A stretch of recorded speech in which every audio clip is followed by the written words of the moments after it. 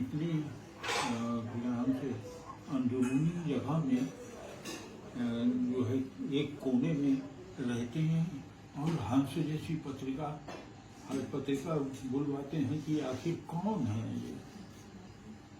तो फिर उनका संयोग से नागपुर में मुलाकात हो गई। वो नागपुर में LLB में थे पहले, कभी जब जो भी था तो संपर्क था, तो कभी आए होंगे। तो ये जो थे ये मुक्तिबोध जी तब वो वहाँ की पत्रिका में आ गए थे, अखबार के। कौन सा अखबार? नया खून।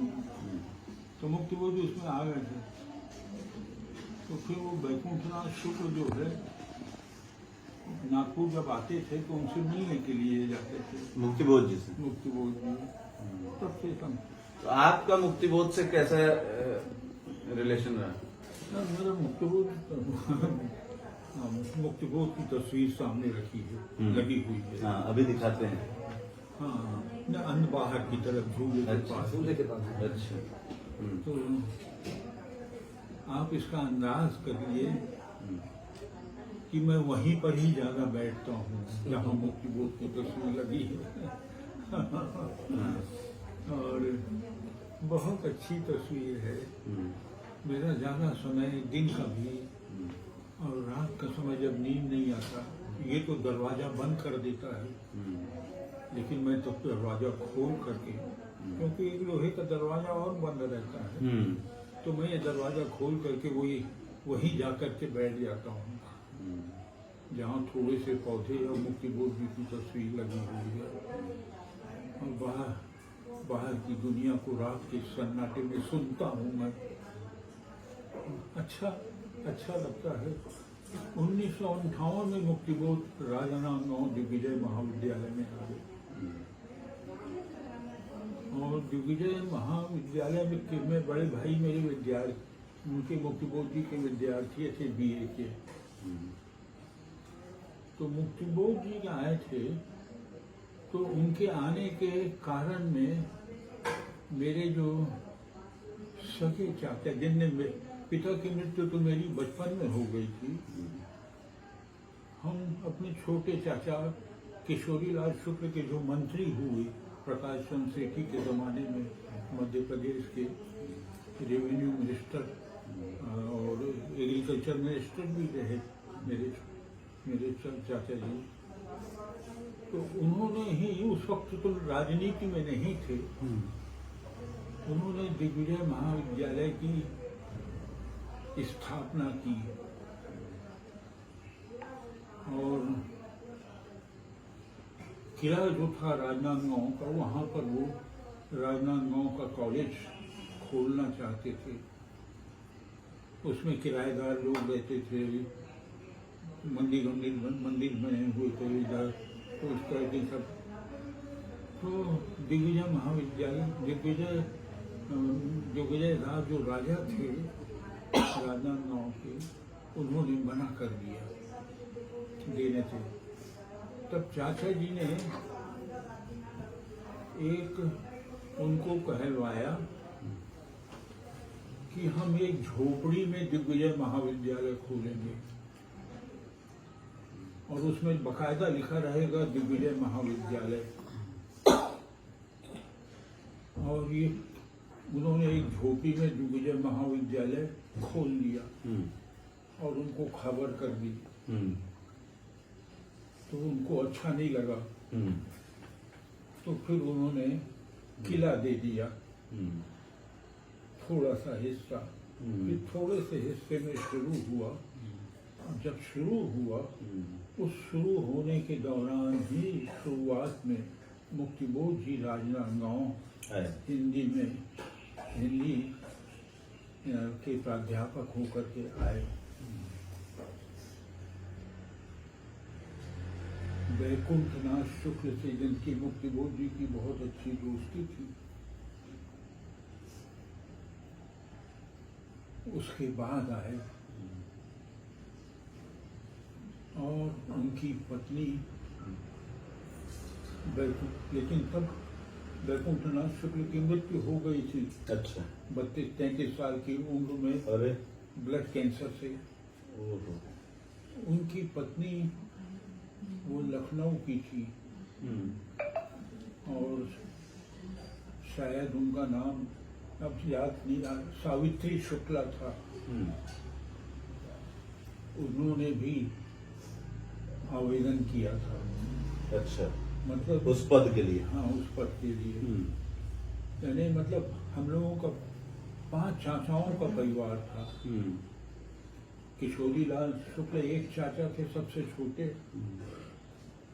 उनके बड़े भाई शिव बिहारी शुक्ल के लड़के ये वैकुंठनाथ शुक्ल थे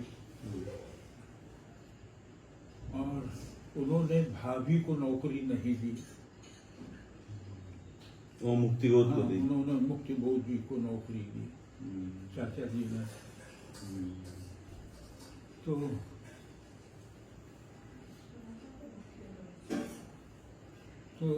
उनको भाभी को अच्छा भी नहीं लगा। Obviously। हाँ, फिर वो लौट करके नांदगांव कभी नहीं आई। अच्छा। लखनऊ में ही रही आई। वहाँ कुछ नौकरी करी। नहीं, कॉलेज में ही शायद नौकरी करी। उनका एकलौता लड़का, मतलब वैकुंठनाथ शुक्ल का लड़का एकलौता लड़का,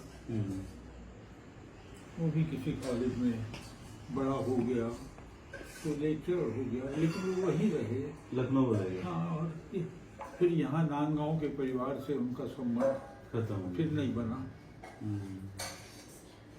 मुक्तिबोध जी से आपकी अकेले में बड़ी लंबी बैठकें होती रही होंगी। हाँ, लंबी बैठकें जैसी नहीं होती, लेकिन अगर कहीं उसको लंबी बैठक कहते हैं तो उसमें खामोशी ज्यादा रहती थी मेरी। मैं केवल मुक्तिबोध जी को सुनता था कि वो क्या कहते हैं। मुझसे वो बहुत ज्यादा कहते भी नहीं थे, लेकिन मैं उनके साथ रहता था। क्या ऑब्जर्व कर पाते थे आप? जी। क्या ऑब्जर्व करते थे आप और क्या महसूस करते थे? हाँ, मुझको तो ये पहले बता दिया गया था, मेरे बड़े भाई ने बताया, और नांदगांव में मुक्तिबोध के बहुत से मित्र हो गए थे जो थे मुक्तिबोध जी के कम्युनिस्ट पार्टी की वजह से, कम्युनिस्टों की वजह से। तो नांदगांव में भी उनके परिचित लोग बहुत से थे।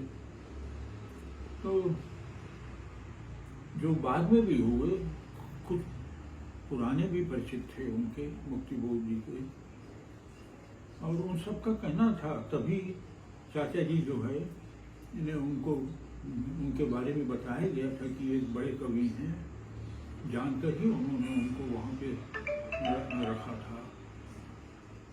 तो मैं तो उस वक्त एग्रीकल्चर कॉलेज में था, साइंस कॉलेज में पहले पढ़ा, सन 56 में मैट्रिक पास की, और उसके बाद में यहाँ के रायपुर के साइंस कॉलेज में भर्ती हुआ तो 2 विषयों में फेल हो गया, एक ऑर्गेनिक केमिस्ट्री में और हिंदी निबंध में।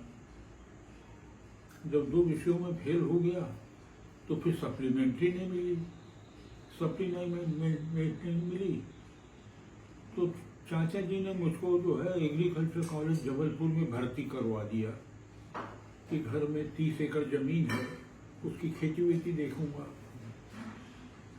तो अब वहाँ चले गए जबलपुर। मेरे बड़े भाई ने मुक्तिबोध जी को इस बीच में बताया कि मेरा छोटा भाई भी कविता लिखता है। तो मुक्तिबोध ने कहा कि उससे कहो कि मुझसे मिले आकर। तो मैं आता, तो जब आया तो पहली बार वो मुझे लेके गए मुक्तिबोध जी के पास। मुक्तिबोध जी किले में, किले के एक यहाँ था, उसके पास में एक गांव था बसंतपुर। उस बसंतपुर में मुक्तिबोध जी एक किराए के मकान में रहते थे। तो मैं वहीं गया मिलने के लिए। बिजली तो थी नहीं, कंदील का जमाना था। तो मुक्तिबोध जी कंदील लिए हुए बरामदे में आए जहाँ मैं बैठा हुआ था, और उनसे मिलना हुआ। तो ये मिलने की शुरुआत थी। फिर वो बाद में किले में भी आ गए रहने के लिए। वहाँ भी मिलने जुलने के लिए जाते थे। उनके पास में पत्रिकाएं आती थी जो मुझको पढ़ने के लिए देते थे, पर वो बताते थे। किताबें थी, मुझको किताब देते थे कि इनको पढ़ो, जो भी किताबें उनके पास रखी होती थी।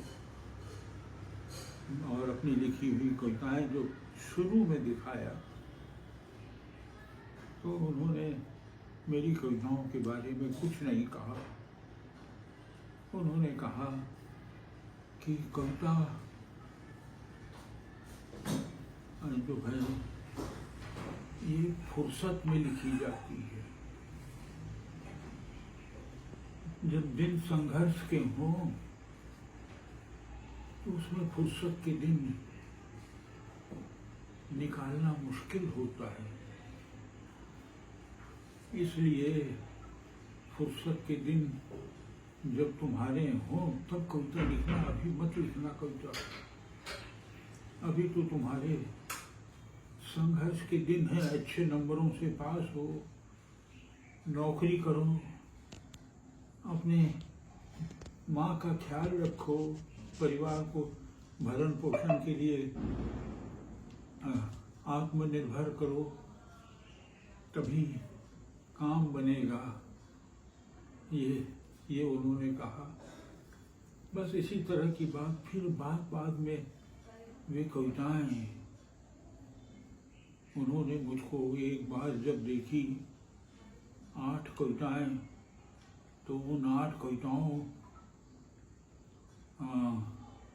में कुछ थोड़ा सा, एक आध कविता में कुछ सुधारा अपने हाथ से, और उसको फिर कृति में श्रीकांत वर्मा जो निकालते थे उनको भेजा कि मैं एक युवा कवि की,